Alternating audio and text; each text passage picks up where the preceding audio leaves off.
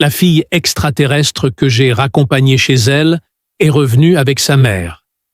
En ce moment, elle me voit comme le partenaire cosmique parfait. La nuit était douce et estivale, avec des étoiles qui semblaient se pencher bas dans le ciel comme une guirlande de millions de petites lanternes. S'appuyant sur l'herbe derrière son humble demeure dans une charmante petite ville, Nico étendit les bras derrière sa tête et inspira l'arôme délicieux d'une pelouse fraîchement tondue. C'était comme si tout le monde attendait que quelque chose de monumental se produise, car le monde était si silencieux. Cela s'est produit par la suite. Un éclat d'illumination a percé les ombres. Juste une étoile ordinaire. Je ne suis pas d'accord. C'était unique. La lumière pulsait et scintillait, devenant progressivement si intense que Nico devait plisser les yeux pour voir. Le doux bourdonnement de la descente de la lumière résonnait dans la zone au-delà de son jardin, faisant battre son cœur. L'air était rempli de poussière tourbillonnante et une forme métallique étrange se matérialisa dans la brume. Un vaisseau spatial d'apparence extraterrestre, sa surface scintillant au clair de lune. Les anxiétés et la curiosité se heurtaient, alors que Nico se redressait. Il manquait d'esprit d'aventure. Pas du tout. Ses habitudes lui apportaient de la joie. Une tasse de café le matin, un peu de temps passé dans son garage, à réparer des radios vintage, et occasionnellement une promenade en ville le week-end. C'était cependant une scène tout droit sortie d'un film d'horreur. Debout et s'approchant furtivement ses baskets crissant sur l'herbe sèche, il alla à l'encontre de son meilleur jugement. Une trappe s'ouvrit en sifflant à mesure qu'il s'approchait, et une petite silhouette, qu'il avait presque manqué, en sortit. C'était une petite fille, à peine à hauteur de taille, et sa peau brillait d'un vert clair comme les premières feuilles du printemps. Ses grands yeux lunaires brillaient comme 1 million de lumières, et ses cheveux argentés ondulaient dans le vent comme s'ils étaient une chose vivante. Elle semblait désorientée, alors que ses petites mains s'accrochaient à la trappe et que ses yeux parcouraient le paysage étrange. D'une voix basse, Nico prononça les mots « Salut !» tout en faisant un geste vers une créature appréhensive. « Tout va bien. Il semble que tu ne sois pas vraiment chez toi ici. » Avec des yeux écarquillés remplis d'un mélange de peur et d'émerveillement, la tête de la fille se tourna rapidement vers lui. Bien que Nico ne comprenne pas ces mots, un léger bourdonnement résonna dans la pièce, presque comme une mélodie qu'il ne pouvait pas identifier. Il avança prudemment, s'approchant davantage. « Bonjour, je suis Nico. C'est ma maison? Une assistance est-elle requise ?» Elle l'observa attentivement, la tête inclinée. Après cela, elle hocha nerveusement la tête en direction du navire derrière elle, puis vers le ciel. Il n'y avait aucune ambiguïté dans le message. Elle était descendue de cette hauteur et pour une raison quelconque, s'était retrouvée toute seule, ici. Secouant la tête de gauche à droite, Nico observait la fille et le navire. « Très bien, je veux dire, nous pouvons régler ça. Tu vas vraiment utiliser un pistolet à rayon sur moi. » Même à ses propres oreilles, son rire sonnait anxieux. Il y voyait un signe positif qu'elle s'abstienne de rire ou de le zapper. Les heures qui suivirent furent un tourbillon d'expérimentation. Après que Nico l'a emmenée dehors, elle s'est assise sur une chaise avec les pieds pendants au bord du porche. Elle a décliné son offre de sandwich. Apparemment, le beurre de cacahuète n'était pas le préféré de tout le monde. Alors qu'il tentait de parler, elle l'observait avec ses yeux brillants. Comme pour indiquer un décollage, il agita les mains vers le vaisseau, puis vers les étoiles. En retournant au vaisseau, elle hocha la tête une fois de plus cette fois, avec plus d'enthousiasme. L'intérieur du vaisseau était un labyrinthe de panneaux illuminés et de symboles mystérieux. Nico était déconcerté, ressemblant à un enfant accidentellement propulsé sur le plateau d'un film de science-fiction. Il s'attendait à ce que le réalisateur crie « Coupé !» alors que la fille le conduisait à un panneau de contrôle, ses doigts agiles, manipulant gracieusement les boutons jusqu'à ce qu'un léger bip résonne dans la cabine. Une carte stellaire inconnue est apparue sur l'écran, accompagnée d'un seul point clignotant qui semblait se rapprocher. Nico ne pouvait pas le situer. « Est-ce que c'est ta voiture ?» dit-il, son sourire toujours visible. Il entendit ce qui ressemblait à des clochettes tintinabulant alors qu'elle applaudissait, et il aperçut son sourire pour la première fois. Bien que ce fût minuscule, cela brillait comme une lumière de l'aube sur son visage. Les nuages se sont à nouveau dissipés après quelques heures. La petite embarcation à côté du gigantesque navire dont Nico se protégeait les yeux était écrasée alors qu'elle chutait. Une autre personne est apparue, et la fille a poussé un cri et s'est précipitée vers elle. Celui-ci était immense, dominant Nico, de toute sa hauteur dégageant une aura de royauté qui lui faisait froid dans le dos. Elle parlait une langue qui ressemblait à de la musique jouée sur du verre, et ses yeux perçants et insondables étaient fixés sur lui. Alors qu'elle pointait Nico et bavardait avec empressement, la fille tira sur sa main. Sa présence était à la fois forte et accueillante, alors que la femme s'approchait. Dès qu'elle mit l'appareil à sa gorge, une voix anglaise commença à émaner d'elle. Soyeux et opulent. « Bonjour, je m'appelle Luna, et vous avez sauvé la vie de ma fille Mira. Vous avez notre plus profonde gratitude. » Nico, déconcerté, cligna des yeux.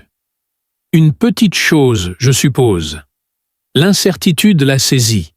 Je lui ai simplement donné un coup de main. La bouche de Luna s'est légèrement ouverte en un sourire. Cela ne vous semblera peut-être pas significatif, mais cela signifie tout pour nous.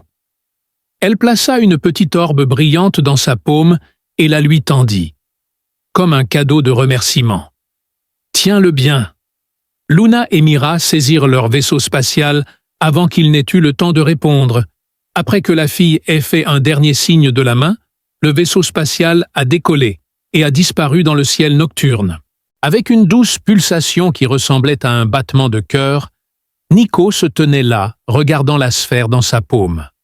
Sa vie était sur le point de entrer en collision avec les étoiles, et il n'avait aucune idée que cela se produisait déjà à cause de cet acte de générosité aléatoire. Il retourna à sa résidence et s'effondra sur le canapé, posant l'orbe sur la table basse. La nuit semblait irréelle, comme quelque chose tout droit sorti d'un conte pour enfants. Cependant, une sensation étrange l'envahit alors qu'il fermait les yeux. Juste au-delà de l'horizon, il y a un indice de quelque chose de plus grand.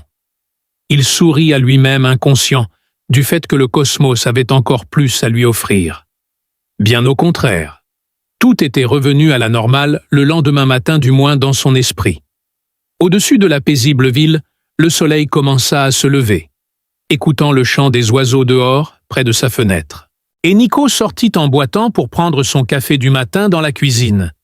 Il a allumé la radio, s'attendant en partie à des grésillements et entendant à moitié le bourdonnement familier de Mira à faible volume. Alors qu'il restait là, immobile, la tasse lui échappa des mains et se brisa sur le carrelage en dessous. Son cœur fit un bond en regardant dehors et en voyant le ciel scintiller à nouveau. Tout ce qu'il avait commencé sous les étoiles scintillantes était loin d'être terminé. En entrant sur le porche, il scruta l'horizon lointain en plissant les yeux. Une silhouette sombre émergea, sa taille s'amplifiant.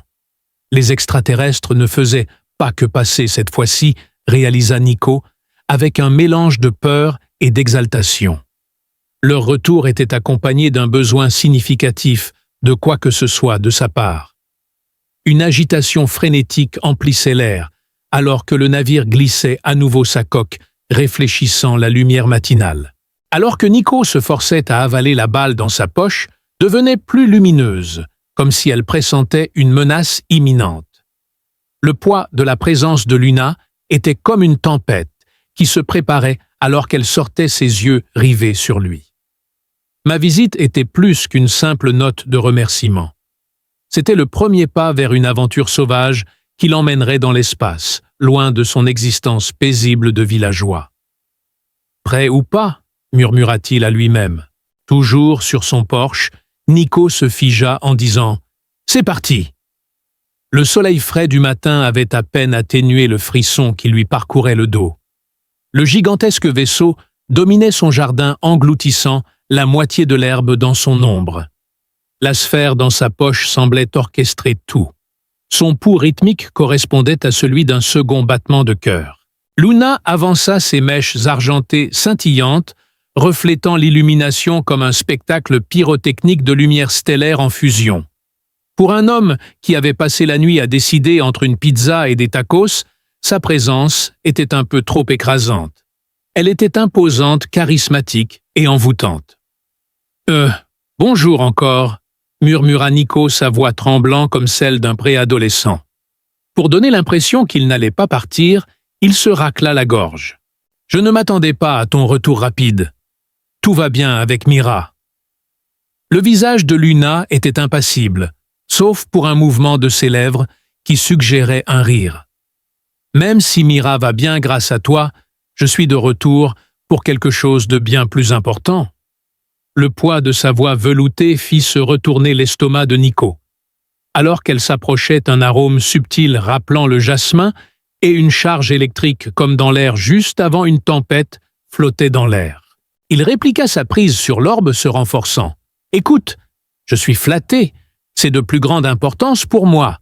Cependant, je ne suis qu'une personne qui a une tendance à détruire des grille-pains et une mentalité de bricoleur. » « Tu te sous-estimes, Nico ? » « Je ne suis pas très calé sur les trucs cosmiques, » dit-elle en inclinant la tête, comme si elle l'analysait comme un mystère qu'elle n'avait pas encore résolu. Les actes de gentillesse aléatoires sont inhabituels sur Xandor. Tu t'es démarqué par la façon dont tu as été adorable avec ma fille. La façon dont elle a prononcé « exceptionnel » lui a donné la chair de poule, et ce n'était pas entièrement mauvais. Elle semblait le regarder à travers lui, révélant des profondeurs cachées, dont il n'avait pas conscience avec ses yeux doucement scintillants. La trappe du vaisseau s'ouvrit et un faible bourdonnement résonna avant qu'il ait eu le temps de répondre. Mira sauta dehors, sa petite silhouette verdoyante pleine de vitalité. À la terreur de Nico, elle prit la main de Luna et lui fit signe de s'approcher tout en babillant dans sa langue mélodieuse. Ses cheveux argentés ondulaient comme une auréole en agitant la main. Le sourire de Luna s'élargit, et Nico ne pouvait pas se défaire de l'impression qu'on se moquait de lui d'une manière qu'il ne comprenait pas. Il demanda « D'accord, que dit-elle ?» avec un mélange d'alarme et de rire. « Parce que je commence à avoir l'impression que nous faisons plus que simplement prendre le thé. » Alors que le ton de Luna devenait espiègle, elle poussa le gadget contre sa gorge. « Mira pense que tu es parfait. Son souhait est que tu viennes avec nous. Veux-tu me laisser t'accompagner ?» Le visage de Nico se plissa de surprise. « Dans quel but ? Visiter Mars en voiture ? Tu es conscient que j'ai un emploi. Du moins en théorie. Pendant mon temps libre, je répare des radios. Ce n'est pas glamour, mais ce n'est pas un voyage, » l'interrompit Luna, en s'approchant, sa chaleur se répandant. Un mariage avec moi en tant qu'épouse afin que nous puissions régner ensemble sur le royaume céleste de Xandor. Nico fut déconcerté. Anticipant son rire et la confession que tout cela n'était qu'une farce élaborée, il cligna des yeux. Pourtant, Luna maintenait un regard fixe avec une expression à la fois authentique et surnaturelle, quelque chose qui l'excitait, tout en le rendant un peu mal à l'aise. « Consort », murmura-t-il. Comme époux compagnon céleste. Plus un. Tout cela, murmura doucement Luna, et plus encore. Ses doigts presque là caressèrent son bras l'électrisant au point qu'il trembla dans ses bottes. Un partenaire Xandor est un partenaire égal, en corps, âme et pensée. La connexion va au-delà de votre compréhension matérialiste de l'amour. Quelque chose s'est mal passé dans la tête de Nico. Dans son esprit, son visage ressemblait à une tomate mûre. En disant « Wow, attends !» il recula d'un pas et faillit écraser un nain de jardin. « Alors tu me demandes de t'épouser ou de régner sur un empire extraterrestre ? J'ai déjà du mal à garder ma lessive en ordre. » Le sourire de Luna devint espiègle et Mira gloussa, ressemblant au tintement des carillons. « Tu es charmant, Nico. » »« C'est charmant. » Luna s'est penché son souffle chaud contre son oreille, et je peux vous dire que les avantages de ce genre de connexion sont remarquables. Ses pensées s'échappèrent vers des territoires inexplorés. et il toussa, tentant de détourner son attention de la façon dont la silhouette de Luna semblait flotter sous sa robe irisée. « Montez à bord de notre navire », dit Luna en désignant le vaisseau brillant. « Permets-moi de te montrer ce qui t'attend. » Nico la suivit, défiant toute logique. L'intérieur du vaisseau ressemblait à un rêve fébrile, avec des cristaux lumineux et des surfaces lisses, comme si un hôtel 5 étoiles avait été lancé dans l'espace. Il fut conduit par Mira, dans une pièce où une gigantesque carte holographique de la galaxie tournait lentement avec des étoiles scintillant comme des diamants. Luna se tenait à ses côtés, sa présence rassurante et troublante de proximité. « C'est le domaine de Xandor », dit Luna en faisant un geste de la main. Le hologramme se concentra sur un groupe de planètes, chacune plus colorée que la précédente. Quand elle plongea son regard dans le sien, elle dit « En tant que mon consort, tu aiderais notre peuple à explorer de nouveaux mondes. » Nico déglutit difficilement et dit « Partager des plaisirs que ton monde ne peut imaginer. » Elle éclata de rire de manière contagieuse en imaginant tous des massages en apesanteur au karaoké extraterrestre. Imaginez une connexion si profonde qu'elle redessine votre âme même. Un toucher qui ressemble à du feu d'étoile. Elle s'est approchée ses doigts, effleurant sa mâchoire, en voyant une étincelle à travers lui qui lui a fait plier les orteils. Il se sentait plus à l'aise, et elle semblait moins comme une reine galactique. « Tu es audacieux, Nico », dit-elle, sa voix trahissant de l'admiration. Avec une passion qui rivalise avec l'éclat d'une supernova, il avait l'impression que son cœur était sur le point de s'échapper de sa poitrine. Dans sa voix, il exprimait sa difficulté à dire non, mais ensuite il pensa « Je n'ai pas droit à une période d'essai » ou quelque chose comme ça. Un rendez-vous cosmique sur Tinder avant de m'engager pour l'éternité. Les yeux de Luna pétillaient de malice. « Suggérez-vous un procès ?» Si c'est le cas, elle agita les doigts, et une porte dans le mur s'ouvrit, révélant une pièce illuminée par une douce lumière violette. « Entrez, et je vous montrerai quelques merveilles de Xandor. » Nico était hésitant, son esprit hurlant que c'était le point de l'intrigue d'un film d'horreur de science-fiction, mais il suivit néanmoins le pôle magnétique de Luna. Alors que la porte se fermait derrière lui, il ressentit une chaleur particulière l'envahir, comme s'il s'enfonçait dans un bain chaud. Une voix douce et espiègle de Luna résonna dans ses pensées, lui disant de se détendre et de lâcher prise. Soudain l'air scintilla, et il se sentit léger flottant parmi une mer d'étoiles. Luna se matérialisa devant lui, sa silhouette radieuse et sa robe remplacée par quelque chose de beaucoup moins révélateur. Il haleta, pris entre l'étonnement et un désir très humain, alors que sa peau scintillait comme de la lumière de lune liquide et que son toucher, oh son toucher, était comme du feu et de la soie, éveillant chaque nerf de son corps. « Est-ce réel ?» demanda-t-il confus. Luna ronronna, alors que ses lèvres touchèrent son oreille, et il réussit à murmurer.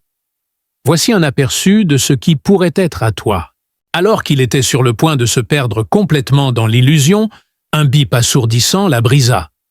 La pièce commença à se solidifier autour de Nico alors qu'il reculait en titubant. Mira se tenait à la porte riant de façon incontrôlable, et Luna soupira, son expression mêlant frustration et amusement. « Ma fille a un don pour le timing », dit Luna en lissant sa robe. « Bien que l'offre reste Nico. Embrasse le moment Nico.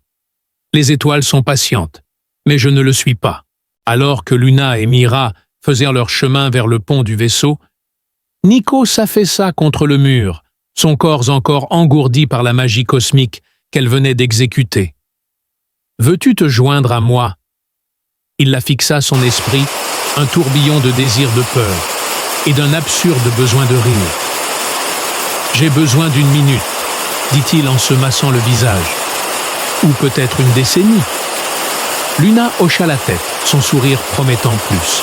« Les étoiles sont patientes, mais je ne le suis pas. » Les mots de Luna résonnaient dans son esprit, et il ne pouvait pas discerner s'ils étaient une promesse ou un avertissement. Nico s'appuya contre le mur de la chambre, sa respiration irrégulière et le picotement sur sa peau refusant de disparaître. Luna et Mira avaient disparu par la porte, leurs silhouettes absorbées par les corridors illuminés du vaisseau. Une partie de lui avait envie de les poursuivre, de plonger de tout cœur dans l'existence sauvage de Starlet que Luna avait promise. Le bourdonnement du vaisseau résonnait à travers le sol, le maintenant juste assez ancré pour empêcher ses jambes de céder. Il se redressa du mur, passa ses doigts dans ses cheveux et murmura « Récupère-toi, Nico. Tu es sur le point de devenir une histoire d'avertissement galactique à cause de cette seule mauvaise décision. » Cependant, l'autre partie de lui se souvenait encore de sa vie paisible, avec des radios en panne et des tacos de fin de nuit. Tu n'es pas Han Solo, mais la boule dans sa poche devenait de plus en plus chaude et faillit brûler ses jeans alors qu'il s'engageait dans le passage. Tourbillonnant comme une galaxie miniature enfermée dans du verre, sa lumière était devenue d'un bleu éclatant alors qu'il l'arrachait. « Qu'est-ce que tu es ?» demanda-t-il. « Nico !» La voix de Luna perça l'air abrupte et urgente. Il se retourna pour la voir s'approcher de lui, sa prestance, autrefois royale, remplacée par une intensité qu'il n'avait jamais vue auparavant. Les lumières du vaisseau ont clignoté, et un grondement sourd a secoué le sol sous lui, murmura-t-il. « Nous sommes attaqués !» s'exclama Luna, sa main agrippant fermement son bras. « Tu dois m'accompagner maintenant. » Mira suivit de près, ses yeux alarmants brillants de peur. « Attaque !» La voix de Nico se brisa alors qu'il trébuchait après elle, son cerveau peinant à suivre. « Par qui? Alors quoi? Juste un homme ici. Les combats dans l'espace ne sont pas mon truc. » Au moment où il atteignit le pont du vaisseau, Luna avait déjà craqué sa prise sur lui, se resserrant alors qu'elle l'entraînait vers le pont. Les murs lisses des couloirs commencèrent à pulser avec des lumières d'avertissement rouges, et ils se brouillèrent. Au milieu de tout ce chaos, la petite main de Mira se tendit et saisit doucement sa main libre. Nico ressentit un flot d'énergie et de peur parcourir ses veines, et son cœur s'emballa. Ce n'était plus une romance extraterrestre innocente. J'étais effrayé par la réalité de cela. Tout se passait sur le pont en même temps. Les écrans holographiques clignotaient, avec des images de vaisseaux en forme de dagues aiguisées, grouillant comme des frelons autour du vaisseau de Luna. Les membres de l'équipage extraterrestre se balançaient sauvagement leurs peaux vertes et violettes, scintillant alors qu'ils criaient des instructions dans leur langue alien. Avec Nico libéré de son emprise, Luna s'avança vers un panneau de contrôle central, ses doigts caressant les commandes. Elle continua « Les Cléatars nous ont trouvés », sa voix inébranlable au milieu du chaos. Avec un dégage retentissant, Nico plongea sous le vaisseau alors qu'un fracas assourdissant le secouait. Ils cherchent à s'emparer du pouvoir de Xandor et ils ne reculeront devant rien. Bien que je ne sois pas exactement G.I. Joe, je suis curieux de savoir qui ils sont et pourquoi je suis ici. Luna croisa son regard avec son intense et ardent regard. À cause de l'orbe, tu es arrivé ici. Ce n'est pas un simple ornement. Un morceau de l'essence de Xandor, il sert de clé. Les clés rares ne reculeront devant rien pour l'obtenir et ils ne reculeront devant rien pour le posséder. Nico se sentit mal au ventre. Il leva l'orbe, sa lumière, maintenant presque éblouissante. Tu m'as secrètement remis une arme de destruction massive et je n'en avais aucune idée. Où est le symbole de reconnaissance? Luna rétorqua rapidement, son expression s'adoucissant brièvement, mais elle savait qu'il n'y avait pas de temps à perdre. J'ai été surpris de la rapidité avec laquelle ils ont pu nous localiser. Ce que tu es, Nico, est plus que tu ne le réalises. La lumière de l'orbite t'est tombée dessus. Me choisir. Évitant un membre d'équipage qui le bouscula, il balbutia. Je n'ai jamais été informé de cela. Je ne me suis pas présenté pour être le roi de l'espace. J'ai aidé un enfant. Mira a crié et s'est accrochée à la jambe de Nico alors que le vaisseau tremblait à cause d'une nouvelle explosion. Le regard intense de Luna était fixé sur lui, et il sentit son souffle se bloquer lorsque ses mains s'arrêtèrent sur le panneau. « Tu as l'option de fuir Nico », ordonna-t-elle d'un ton anxieux. « Une autre option est de me rejoindre dans ma bataille, pour Mira et Xando. » Ces remarques l'ont frappé comme un tsunami. Mais la décision t'appartient. Le moment de la prendre, c'est maintenant. Il regarda Luna, dont la vulnérabilité et la force étaient paradoxalement mises en avant, et Mira, dont le petit visage portait les marques de la confiance. Une fois de plus, le vaisseau trembla, et les pensées de Nico s'emballèrent. Un héros, il ne l'était pas. Absolument pas. Il voulait être avec elle à cause de quelque chose qu'il voyait dans les yeux de Luna et dans les mains de Mira, pour lui-même. En disant « D'accord », il réussit à paraître plus posé qu'il ne se sentait réellement. Par où commencer? La bouche de Luna se tordit en un sourire en colère. « Garde la sphère au bout de tes doigts. Elle va te guider. » Au milieu du pont se tenait un piédestal, sa surface ornée de runes illuminées qu'elle désigna. Après un moment d'hésitation, Nico plaça l'orbe à sa position de repos. Nico retint son souffle alors qu'un flot de vision envahit son esprit dès qu'elle atterrit en voyant une décharge d'énergie à travers la pièce. Un royaume céleste s'étendant à travers l'univers des planètes, en mouvement des étoiles éclatant en explosion. Alors qu'il se tenait à côté de Luna, une couronne radieuse sur la tête, il aperçut Xandor et ses villes dorées suspendues dans les nuages. Une autre explosion secoua le vaisseau, brisant la vision. Alors que les vaisseaux clétaires s'approchaient, leur armement flamboyant trahissait leurs intentions meurtrières, comme le montrait l'affichage holographique. La chaleur de l'orbe rassurait Nico, comme un confident murmurant des mots de bravoure à son oreille, même si ses mains tremblaient. Bien qu'il murmurât « C'est fou », il resta assis sur le piédestal. Le bref contact entre les doigts de Luna et les siens alluma une flamme en lui-même au milieu du chaos. « Et maintenant ?» demanda-t-il. « Maintenant, nous allons nous affronter », déclara-t-elle. Dès qu'elle appuya sur un bouton du panneau de contrôle, les défenses du vaisseau se mirent en marche. Des faisceaux lumineux traversant l'espace et le temps pour atteindre la flotte Clitar. Cependant, l'adversaire resta inflexible, ses vaisseaux évitant le bombardement avec une précision redoutable. Une nouvelle alerte retentit alors. En brisant la formation, la coque d'un vaisseau CLA se sépara pour révéler une énorme arme pulsante. Des frissons parcoururent l'échine de Nico. « N'est-ce pas terrible ?» demanda-t-il, sa voix à peine audible au-dessus des alarmes. « En effet, » répondit Luna, la mâchoire serrée. « S'il tire sur ce vaisseau, tout le monde à bord sera perdu. » Les pensées de Nico s'emballaient, la terreur le rongeant. Cependant, les yeux lumineux de Mira étaient remplis d'une foi étrange et inébranlable, et elle commença soudain à tirer sur sa main. Elle lui désigna alors et Nico eut une soudaine épiphanie. L'orbe n'était pas une simple clé. C'était une arme, un bouclier et un fragment de Xandorf. Malheureusement, le système interrompit Nico à ce moment-là, probablement parce qu'il avait atteint une limite de caractère ou une autre contrainte. Pour que l'histoire continue de manière fluide, un fragment du pouvoir de Xandor. Il ne savait pas comment, mais il pouvait le sentir comme une chanson dans ses os. Luna, regarde l'orbe. Ça fait quelque chose, cria-t-il, sa prise sur le piédestal se maintenant fermement. Luna se retourna pour lui faire face, ses pupilles se dilatant alors que les faisceaux de lumière entourèrent le pont. « Nico, concentre-toi », dit-elle. « Concentre son pouvoir. Tu le transfères. » Même si Nico ne comprenait pas, il ferma les yeux et laissa la chaleur réconfortante des orbes le guider. Alors que ses pensées s'étendaient, un profond sentiment d'unité avec le vaisseau Les Étoiles et la flotte Clyter l'envahit. Il poussa un cri en libérant cette énergie et une éclatante explosion de lumière jaillit de l'orbite, percutant les systèmes du vaisseau et se dirigeant vers l'espace.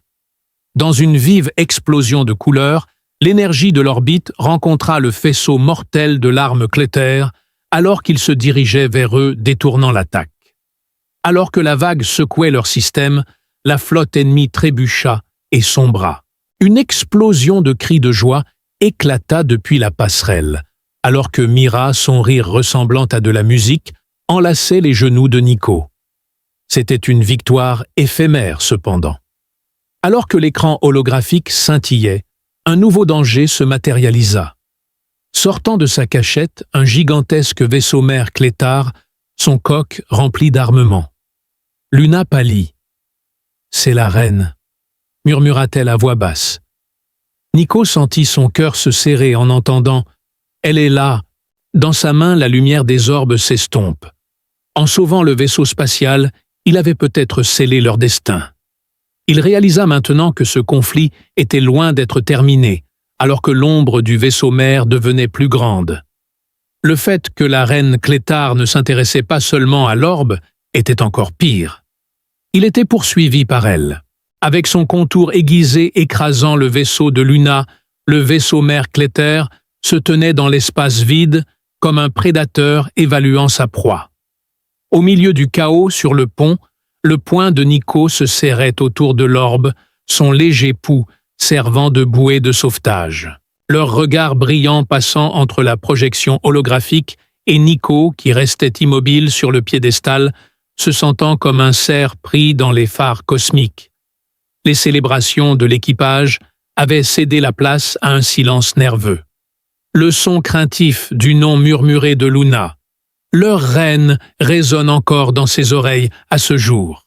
Il était pris entre la terreur d'une reine extraterrestre en quête de son sang et la confusion d'être la figure centrale d'un affrontement intergalactique complètement non préparé. Nico appela Luna, sa voix à peine audible, au-dessus du bruit de fond du vaisseau. Sa présence était rassurante et un rappel constant de combien il était complètement non préparé alors qu'elle se déplaçait pour être à ses côtés. Jusqu'à ce que l'orbe soit à elle, ou que nous périssions en essayant la reine Clétar ne cédera pas. Nous comptons sur toi. Suis-je nécessaire? Le rire de Nico était plus un halètement qu'autre chose. Mon nom est Luna, et je suis un gars qui une fois s'est retrouvé coincé dans son propre sweatshirt. Restaurer des empires n'est pas exactement mon point fort. Une lueur menaçante émanait des armements du vaisseau-mère alors qu'il pointait dessus sur l'écran. Il semble que les planètes soient son petit déjeuner. Je ne sais pas quoi faire. Mon charisme va le conquérir, n'est-ce pas? L'anxiété envahit Mira alors qu'elle riait de son siège sur une console voisine. Comme si la peur de Nico était le spectacle le plus spectaculaire de l'univers, ses petites mains applaudissaient. Bien que les yeux de Luna soient inébranlables, ses lèvres tremblaient. « Votre sens de l'humour est incroyablement charmant », remarqua-t-elle en posant sa main sur son épaule. Son toucher lui donna un frisson familier exaltant et distrayant à la fois. L'orbite, cependant, réagit à votre voix. Elle avait un but en vous choisissant. Croyez-le. Comme si elle l'évaluait aussi. Nico jeta un coup d'œil rapide à la sphère qui émettait une lumière bleue vacillante. Il murmura quelque chose sur la mauvaise saveur. Cependant, il redressa son dos dans une tentative d'incarner la figure héroïque qu'il n'était assurément pas. L'écran holographique se concentra sur le vaisseau-mère, et un bip aigu le coupa avant qu'il ne puisse s'enquérir de la signification de faire confiance à l'orbe. Une personne se matérialisa alors qu'une transmission prenait vie. Une gigantesque femme extraterrestre dont le teint ressemblait à de l'obsidienne fondue, dont les yeux rouges ardents brillaient d'intensité et dont la voix glaciale et autoritaire résonnait même à travers le traducteur. Luna, reine des Cliteurs, grogna en scrutant le pont. « Rendez l'orbe, et la personne qui le tient, sinon votre vaisseau spatial sera réduite en poussière dans l'espace. » Une inquiétude tourbillonna dans le ventre de Nico. Avec une octave de plus, il murmura « Elle sait pour moi ». Luna lui serra légèrement l'épaule, un signal subtil pour rester calme. « Qu'est-ce que je suis ?»« Ennemi public galactique numéro 1 maintenant », murmura-t-elle. « Reine Vera », répondit-elle sa voix froide mais posée. « Xandor est le véritable propriétaire de l'orbe. » Tu ne devrais pas revendiquer ni l'un ni l'autre, dit Vera avec un rire glacial. Lui, une délicate créature de la terre. Tu mets ta confiance en ce ver. Ses yeux cramoisis rencontrèrent ceux de Nico, et il jure avoir senti son âme être examinée. Peut-être que je vais le revendiquer comme un objet d'intérêt pour ma collection.